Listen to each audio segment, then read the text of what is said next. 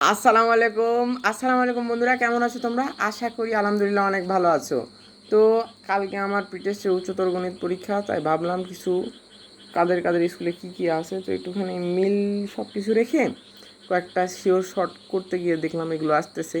তো তোমাদের সাথে একটু শেয়ার করার দরকার মনে করলাম। এই কয়েকটার মধ্যে তুমি কমন পাবে যাবে ইনশাআল্লাহ।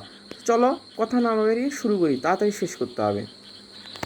গাইস, প্রথমে আমরা রেখেছি অসীম ধারা। দেখো, অসীম ধারার এই অঙ্কটা খুব খুব ইম্পর্ট্যান্ট, ট্রিপল স্টার। এখান থেকে এই প্রশ্ন গ নাম্বারে আসবে, মানে অসীমিত সমষ্টির শর্তগুলো আর সেই সমষ্টিটা কত। এরপর দেখো, রাজশাহী বোর্ড 24 একটা প্রশ্ন নিয়েছি, যশোর বোর্ড 22 খটা করবা, তাইলেই শেষ। এখান থেকে সিকিউতে এই দুটাই ইম্পর্টেন্ট, এন সংখ্যক পদের সমষ্টি, এটা তুমি ওই রাজশাহী বোর্ড, আমি যেগুলো বোর্ড দিচ্ছি ওইখানে পেয়ে যাবা।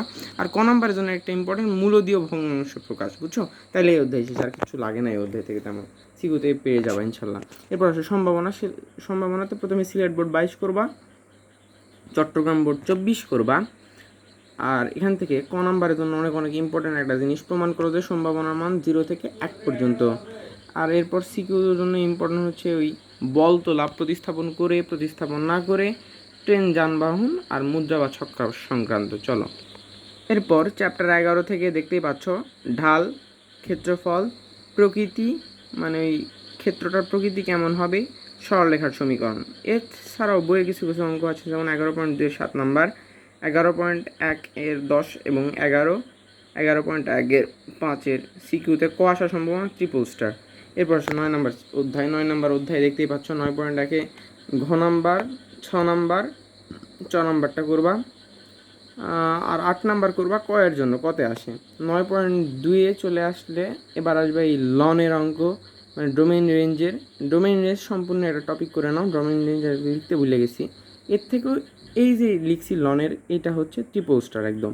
এরপর লেখচিত্র, সরলীকরণ। দেখো একটা মানে সমাধান করতে হবে, সরলীকরণ করা লাগবে সূচক ও লগারিদমের সাহায্যে, আর গ্রাফটা করবা, তাইলেই হবে। এই যে দেখো, এরপর আমরা 8 নাম্বার চ্যাপ্টারে চলে আসছি। 8 নাম্বার চ্যাপ্টারে প্রথমে জয়পুরহাট গার্লস ক্যাডেট কলেজের প্রশ্নটা সলভ করবা। দেন তারপর কোন চতুর্ভাগে মান কত, সেটা 8.3 মূলত সলভ করবা। 8.2 এই দুটো একটু ভালো মতো সলভ করবা। এরপর 8.1 আছে এসি কলার থিটা, মানে দূরত্বর যেগুলো হিসাব কিতাব, ওইটা করবা। ঘড়ির অঙ্কটা করবা। থিটা এর মান করবা বা সমীকরণ সমাধান যাই বলো। আর রূপান্তরটা করবা, সাইনের মান দেওয়া আছে, তোমাকে কসের মান এরকম কিছু একটা বের করতে হবে, এরকম রূপান্তর বা সম্পর্ক। এরপর চলে আসো 2 নাম্বার চ্যাপ্টারে। কী পড়বা 2 নাম্বার চ্যাপ্টারে? জাস্ট ওই ভাগশেষ উপপাদ্য, উৎপাদক উপপাদ্য, আংশিক ভগ্নাংশের মধ্যেও আরেকটা টাইপ আছে, কেমন ওই অপ্রকৃত ভগ্নাংশ থাকবে, তোমাকে অনেক কষ্ট কইরা প্রকৃততে নিয়ে আসে, তারপর তোমাকে সমাধান করা লাগবে। এটা অনেক ইম্পর্টেন্ট, স্যারেরা একটু দুষ্টমি করলে এটাই দিয়ে দিবে।